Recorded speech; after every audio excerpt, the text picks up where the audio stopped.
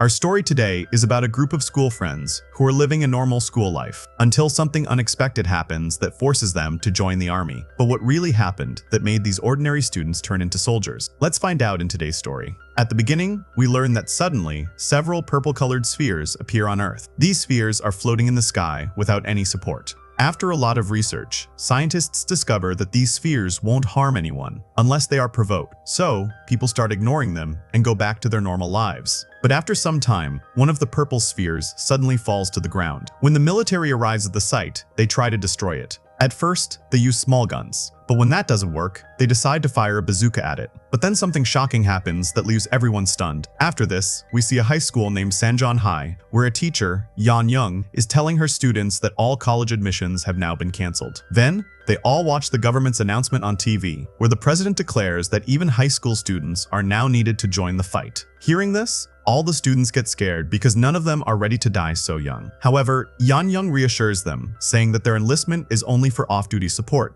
meaning they won't actually have to fight in any real battles. Hearing this, all the students feel a bit relieved and happy again. She gives everyone a consent form that they have to get signed by their parents. Just then, two boys in the class start fighting. They're jealous of each other because the teacher had just announced their results that day. While this is happening, the other students notice a lot of military trucks arriving at the school. Seeing this, everyone gets scared, unsure of what's going to happen next. Later, all the students go home to get their consent forms signed by their parents. One mischievous boy refuses to go, but his mother insists and sends him anyway. The next morning, all the students pack their bags and arrive at school, where they'll now have to live and train. As they sit in their classrooms, their teacher introduces them to Lee Chun, a soldier who will lead their training campaign. He explains that the situation is very serious, and that everyone needs to train with full focus and discipline. They are told they'll now have to start training seriously. After that, everyone is assigned separate rooms, one for the girls and another for the boys. But as soon as they enter their room, they start playing around like nothing serious is happening. The boys are goofing off, and the girls begin doing their makeup, as if they're on summer vacation. Suddenly,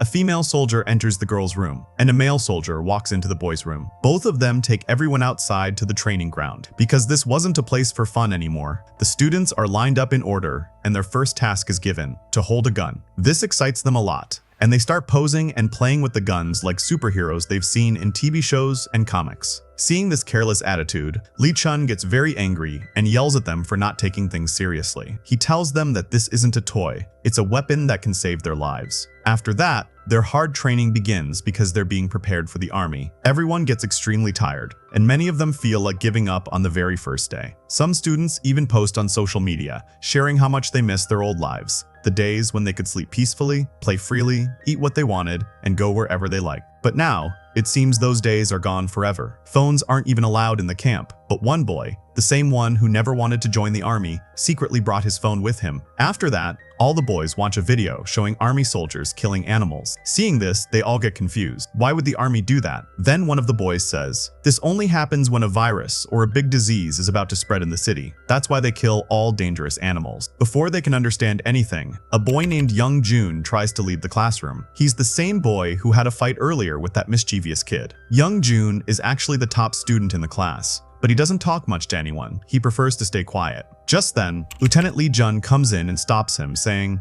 "You can't go out of the class alone. Whatever you need to do, you must do it here." Hearing this, everyone becomes quiet and serious again. Young Jun tells Lee Jun about that mischievous boy, and also reveals that he secretly brought a phone to the camp. When Lee Jun hears this, he becomes very angry and takes the boy's phone away before leaving. After Lee Jun goes, Young Jun steps outside. The mischievous boy follows him, wanting revenge for snitching on him. They are just talking, when suddenly, a huge glowing sphere falls nearby. Before they can understand what's happening, the sphere opens up, and a terrifying creature comes out of it. The monster immediately attacks Young Jun and eats him alive. The creature is about to attack the others when Lee Jun rushes in and saves them just in time. After the fight, the creature turns back into that purple sphere again. When their teacher Eon Young learns about this incident, she becomes deeply shocked and upset. But Lee Jun tells her that she needs to stay strong for the rest of the students. Lee Jun tells everyone that they must keep this incident a secret. No one should know that a student was eaten by a creature. If the news spreads, people will panic, and the situation will become impossible to control. So, they all decide to pretend that Young Jun has simply gone back home. Later, Lee Jun sits alone, deep in thought. The scene then takes us back in time to when the army officers first tried to attack one of those purple spheres. What they saw next, the thing that left them completely shocked, was that same terrifying creature. It was the first time the creature had come out of the sphere. At that moment, the army officers had no idea that something so deadly was hiding inside. When it came out, it killed many of Li Jun's fellow soldiers within seconds. The next morning, the teacher hears on the radio that around 30 more giant spheres have fallen on Earth. Hearing this, she is left shocked and speechless. Meanwhile, at the army base, the commander is also extremely worried because their army forces are getting weaker. Soldiers are dying one after another. So, he orders that the school students must quickly be trained to use guns so they can join the fight and support the army. The number of these creatures is increasing fast, and if this continues, humanity could be wiped out. The next day, the students also learn about the situation, and their training becomes even tougher. They are pushed to their limits, so exhausted that many fall asleep in their classrooms right after training. Seeing them in this state, Yeon Young, their teacher, feels deep pity for them, but sadly, there's nothing she can do. Their training kept getting harder every single day. One day, we see a girl running through the school, as if trying to escape from someone. Suddenly, she stops and sees a huge creature standing right in front of her, about to attack and eat her. But just then, she wakes up and realizes it was only a nightmare. This showed how terrified the students had become. They were now seeing those monsters even in their dreams. The next day, all the students had to take a test. Lee Chun asked everyone to assemble a gun. Most of the students did it easily, but one girl struggled. The others decided to wait for her to finish. Time passed, morning turned to evening, yet she still couldn't do it. Seeing this, some students started laughing at her, saying she couldn't even do such a simple task. Watching this behavior, Lee Chun became very angry. He tells them they must not behave that way. In war, no one fights alone, everyone fights in groups, so they must support their teammates or else they will all die. After that, it's dinner time and everyone goes to eat. While eating, the students think about what Lee Chun said. Then one of the boys suggests they should teach the girl how to do the task she can't do, which is a good idea. Meanwhile, the place where the big creature had come out of the sphere has been surrounded by a strong concrete wall, so the creature can't escape. The next morning, the children are taken to another site for shooting practice. As they pass through the town, they see that the whole city is empty. There they learn that the army has evacuated all the civilians. They had moved all civilians to safer places. On the way, the kids saw many large purple spheres and widespread destruction everywhere. Suddenly, Lee Chun felt some danger ahead. He took some soldiers and left the children there, heading off. Taking advantage of that, two kids went into a mall to buy food and drinks. When the teacher found out two students were missing, she got very worried and went with Lee Chun to look for them. Gradually, the whole group became separated. Then we see one student walking alone down the road. She finds a gun lying on the ground and thinks about keeping it. As she reaches to pick it up, she also notices a hand also comes up with the gun, and seeing it, she gets terrified and starts screaming loudly. Hearing her screams, everyone rushes to her. When they arrive, they are all shocked to see blood splattered everywhere. As the teacher moves forward, one of the boys holds her hand and stops her, saying they shouldn't go any further. There might be a creature ahead, the same one that ate Yongju. Until now, that boy hadn't told anyone what really happened. But after what he said, everyone understood that Yongju never went home. He was gone forever. Hearing this truth, all the kids get even more scared. Suddenly, small creatures start appearing around them. The creatures start attacking them. Seeing this, the teacher bravely tries to protect her students and picks up a gun to fight those monsters. But before she can do much, one of the creatures kills her brutally. Watching their teacher die right in front of them, all the kids break down and start crying. Just then, a group of soldiers arrives and begins fighting the creatures. During the battle, one creature slashes a soldier's neck, killing him instantly. This horrifying sight terrifies the kids even more, and they start running in all directions. Some hide inside a mall, while others take cover in a garage. As one student is running, a wounded girl suddenly grabs his leg and begs for help. But before he can do anything, a creature appears nearby. The creature attacks and kills him. Meanwhile, the girl who couldn't assemble the gun hides in a mall and shuts the gate at the right moment, saving her life. Elsewhere, three girls are running to save themselves when one of them falls. Before anyone can help, a creature appears. Just when she thinks she's about to die, a female soldier arrives and saves her. But the creature attacks that soldier from behind and kills her. Seeing this, the fallen girl locks herself inside a car, and when her friends beg her to open it, she refuses because she's terrified. She refuses to help, so the two other girls panic and hide inside a nearby phone booth. But the creatures don't stop. They start banging hard, trying to break the glass. In fear, one of the girls accidentally triggers an alarm, and the loud noise attracts even more creatures toward them. Meanwhile, two other groups of students find each other and decide to search for the rest of their friends. They don't want to lose anyone else. At the same time, in the mall, the two boys who had sneaked away are hiding and eating quietly, unaware of the danger outside. That's why they had no idea what was happening outside. But when they hear gunshots, they decide to step out to see what's going on. Suddenly, a small creature appears in front of them. Since they don't know what it is, they find it kind of cute and start playing with it. But within seconds, the creature shows its true nature and attacks them brutally. Meanwhile, in the garage, a few students are hiding when a boy comes in and asks them to come with him. The students are terrified and refuse, saying the creatures will kill them if they go outside. But the boy somehow convinces them to follow him, and together, they face the situation bravely. On the other side, the glass of the phone booth where the two girls are trapped is about to shatter. They realize they might not survive, but just in time, Lee Chun arrives and saves them. But then a creature jumps at him. Someone shoots it and blows it away. It was the girl who was the best shooter among them. She fired from a distant building and saved Lee Chun. Now all the students gather at the place where they had split up earlier. Seeing the bodies around them, they finally understand that this is not a joke. Their school teacher and many children are dead right in front of them. Lee Chun then tells everyone the truth. Those purple spheres contain small creatures that attack humans. That's why they are being trained for the army, because more than half of the regular forces have already been lost fighting these creatures. If their numbers drop too low, the creatures will wipe out everyone. Hearing this, the students panic. Suddenly, they hear noises nearby, and they fear the creatures might be coming again. This time, as everyone got ready and moved forward, the two boys who had been eating in the mall came running toward them. After that, everyone returned to their school. When they got back, the other students at school watched them, wondering why they looked so upset. But those students didn't know anything, so they just stared. Next, we see a flashback from Lee Chun's life. In that scene, the commander tells him that 50% of their army force was wiped out fighting the aliens that came from just one sphere. The commander explains that this happened because they had to fight the creatures that came out of one ball, and if many more such spheres fall to Earth, they won't be able to handle it. That's when the commander decided to enlist the school children into the army. At first, Lee Chun was completely against the idea, because he didn't agree that young children should be sent into such a dangerous situation. But since they had no other choice, they were forced to do it. Meanwhile, the students who had just survived the attack were very scared and upset. They all wanted to go back to their families somehow. Just then, Lee Chun came in and told them that their families had already been moved to a safe location. He also said that no one really knew how many spheres had fallen or where they had landed, so the best and safest option for now was to stay inside the school. Then the scene shifts to an army laboratory, where we see that the creatures weren't affected by anything, not by fire or even by bullets. Only a product called uranium could kill them. That night,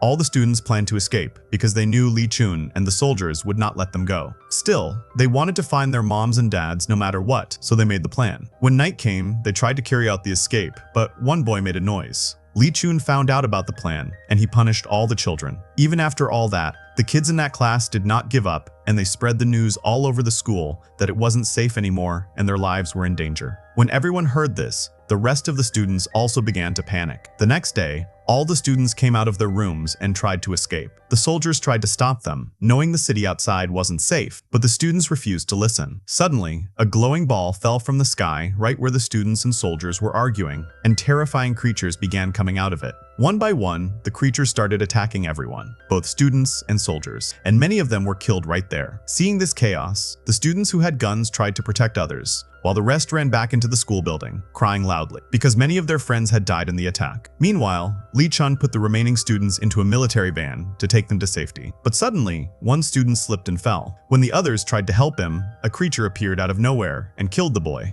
Lee Chun tried to save the remaining students, but his commander stopped him, saying he would take care of the others. It wasn't possible to save everyone at once. With great effort, Lee Chun managed to get one truck of students safely to another military camp. But when the students there saw the new arrivals, they start looking for the other truck and realize it hasn't arrived yet. In fact, 2 trucks had left the school carrying different groups of students. One reached safely, but there was no sign of the other. We then see that the second truck, which had the rest of the students, was attacked by a creature. The driver was killed in the attack, and because of that, the truck flipped over. One of the girls inside got seriously injured. When the other students got out and looked around, they realized they couldn't reach the camp on foot, and there was no other way to get there. So, they decided to stay nearby because that area seemed safer. There weren't many balls falling from the sky, so the risk of creatures attacking them was lower. Meanwhile, at the camp, the students who had already arrived asked Lee Chun to go and rescue their missing friends. When Lee Chun tells his superior officer about it, the officer refuses, saying he doesn't want Lee Chun to risk his own life for them. Back with the other group of students, they begin to wonder where they can spend the night.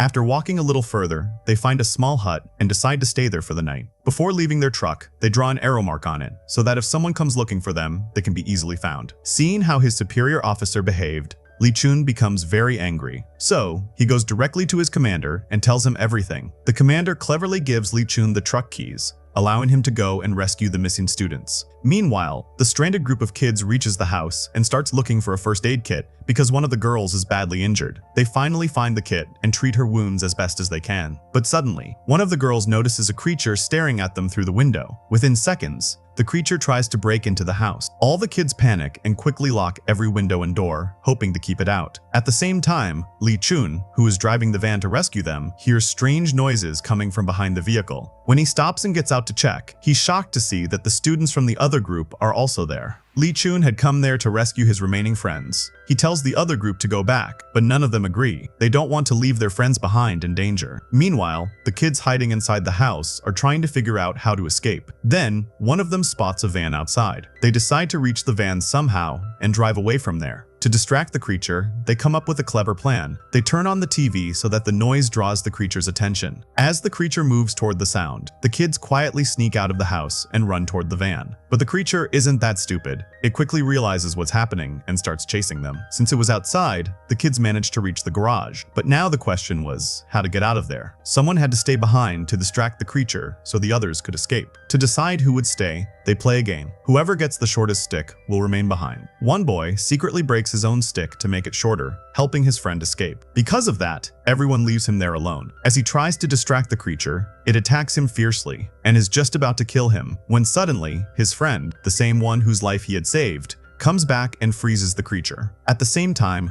Li Chun arrives there with the other soldiers, ready to face the creature that was now after the kids. The creature that had been frozen starts moving again and tries to attack the boys. But just then, Li Chun arrives and saves them. It turns out these two boys were the same ones who had gone to the mall earlier to get food. They were very close friends, and neither wanted to leave the other behind. Because of that strong friendship, both of them survived. After all this, the students are brought back safely to the camp. Li Chun, however, gets scolded by his senior officer for disobeying direct orders. But since he's a brave soldier and everyone returns safely, they decide not to punish him harshly. Time passes, and slowly everyone starts getting used to living in the camp. The remaining students also begin adjusting to their new life there. The army officers give all the students real military uniforms, and everyone looks happy and excited. They finally start believing that they've truly become real soldiers. After everything they've seen and been through, they now understand what life and survival really mean. Sometime later, an army meeting is held where the commander informs everyone that many more of those strange balls have now fallen on Earth, and millions of creatures have come out of them. Because of this, the soldiers and the students must now prepare to fight those creatures in a full-scale battle.